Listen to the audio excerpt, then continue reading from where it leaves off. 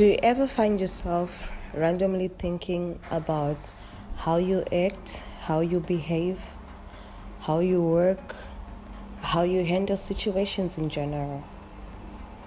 And sometimes do you ever tell yourself, I don't want to be this person, I don't want to do this next time?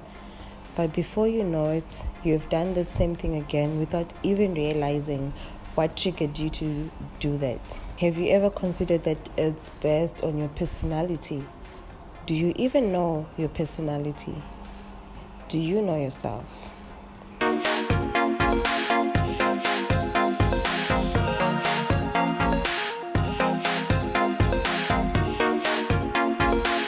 Hello, what's popping?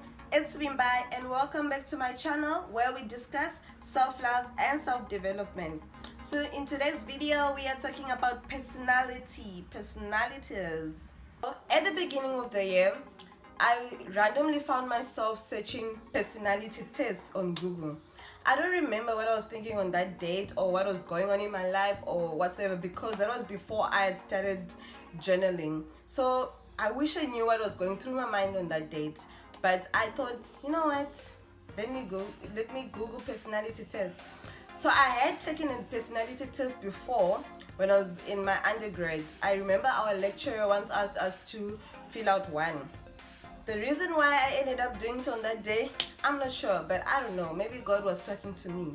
So what I did was I just randomly Googled personality tests and I just took the first test that showed up on my browser. So I took the test. I think I was just filling out all the answers. They were asking random questions about my social life, how I handle situations, my work ethic, and everything, like random like that. At the end, it told me you are an INFP. So I'm like, okay, what is an INFP?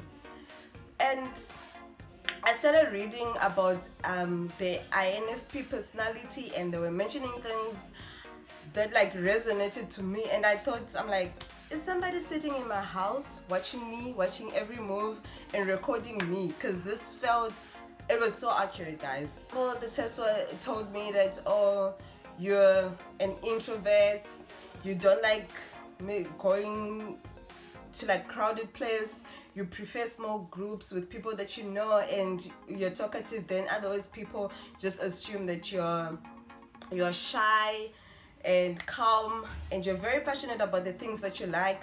And then it took me through the strengths and the weaknesses, which are things that I knew about myself, but I didn't actually realize that this was like my personality per se. I just thought, okay, that's just me. Like, for example, they were like, oh, you don't like planning things, you're spontaneous, you just want to do it whenever you feel like doing it. One of the weaknesses as well, they said, oh, you take things personally. And if you ask my family, they know this. Like, every time we get into like a debate, I end up taking things personally. It's something that I'm like really trying to change. So I know by now you're probably thinking, okay, why is she telling us this? Like, why does it matter to me? Therefore, I would like to start off by telling you guys what is the Briggs type indicator, because that is the test that I took when I googled personality test. So this test was developed by a mother and daughter. That's the surname Briggs, and it was based off another psychologist whose name is Jung, J-U-N-G. I don't know how to pronounce that, but Jung was the one that like had theories on this, and Meyer and Briggs took this and made it into a personality indicator. You know what I'm saying? Meyer-Briggs test indicator works by putting 4 dimensions, which is how you manage your energy, how you process information, how you make decisions, and how you manage structure. How you manage energy is about whether being an introvert or an extrovert. Introverts are people that get energy from being alone or being in small groups and feel drained after interaction with a large group of people, whereas extroverts are the opposite, and they feel more energy by socializing with a large group of people, meeting new people. The process information is based off being a sensor or so sensors are people that prefer information they can touch and feel, and it's just there. So for a sensor, if you just say this bag is blue, and then they're fine with the bag is blue, and then the other group is the intuitives, and those are people that want to know the reasoning behind why did you say this bag is blue. The which is how you make decisions.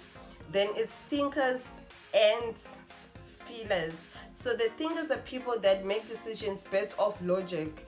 1 + 1 is equals to 2. That's it.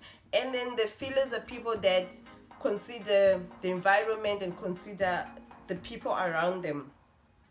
Then how you manage structure, there is the judges and the perceivers. Judges prefer everything structured, they prefer order and organization, whereas the perceivers are more disorganized and spontaneous and just prefer, they don't like plans, they rather just do, whereas the judges prefer structure and planning and everything in advance before setting out to do anything.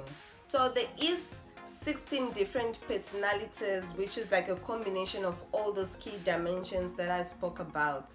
So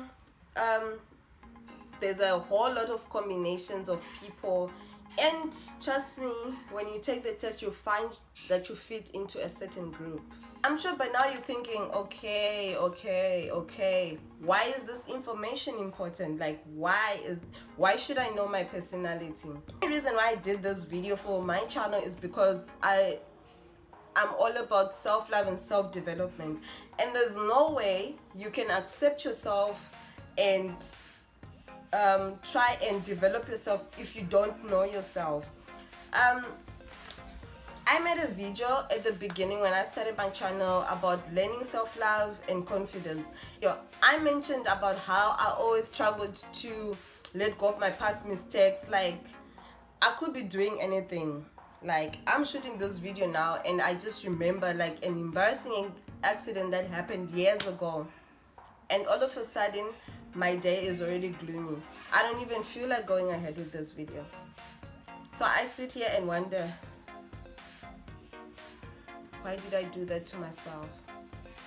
Why do people think of me because of that incident?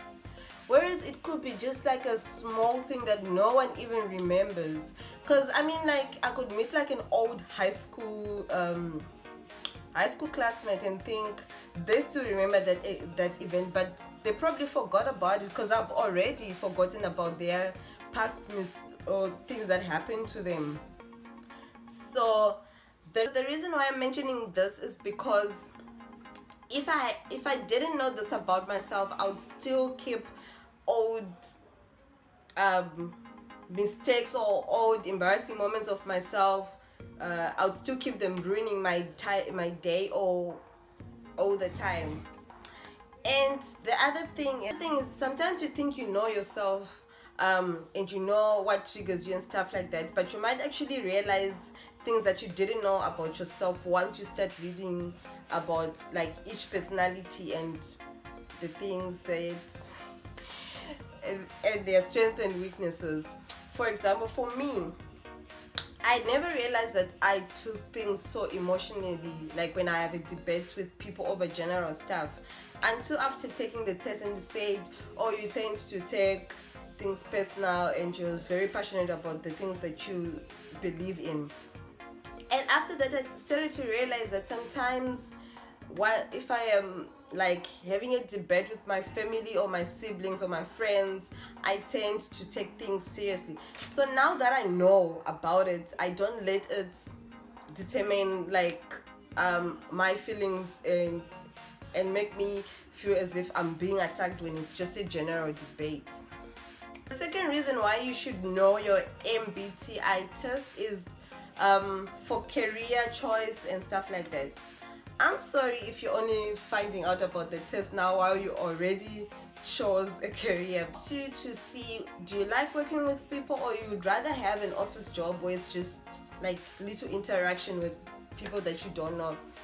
So, for example, I'm an introvert and like I find myself working part-time in a retail pharmacy, which means interacting with people. And at the end of the day, I'm very drained and I'm like, I don't know if I can do this for the rest of my life. But I only knew after I'd already finished a degree in pharmacy. So if you're still in high school, I would advise you to take this test before you choose your career path, because it helps you to determine if or not you're going to enjoy your job, because you have to enjoy what you do, because you might have to do it for the rest of your life. So the other reason is why you should know your personality test is it helps you to know how you work. So this is in terms of like maybe sometimes studying, because remember I am a perceiver, which means that I don't like order at all, and I like to do things last minute. Always results in me most of the times having to have sleepless nights right before a submission. This could be something that I can improve about myself, and tell myself whenever I procrastinate, tell myself no, do it now while you still can, because you never know what's gonna happen. Part of the video is, so how do I know my personality test? How can I take a test? So the Briggs Foundation offers the test, but you have to pay for it. I'm not sure how much it is. So if you are rich or if you have money, please do go ahead and support their foundation. But if you're like me, there is other websites that you can take the test on. I know I'll link all those other websites in the description box, and then you can go ahead and check it out after finishing this video. So we've eventually come to the end of the video. So if you enjoyed the video, make sure you give it a thumbs up. Even if you didn't enjoy it, you can still give it a thumbs up. And if you ain't already subscribed, please subscribe and turn the notification bell on, so you know when I post a new video about self-love and self-development. I'll see you in the next video. Mwah. Peace.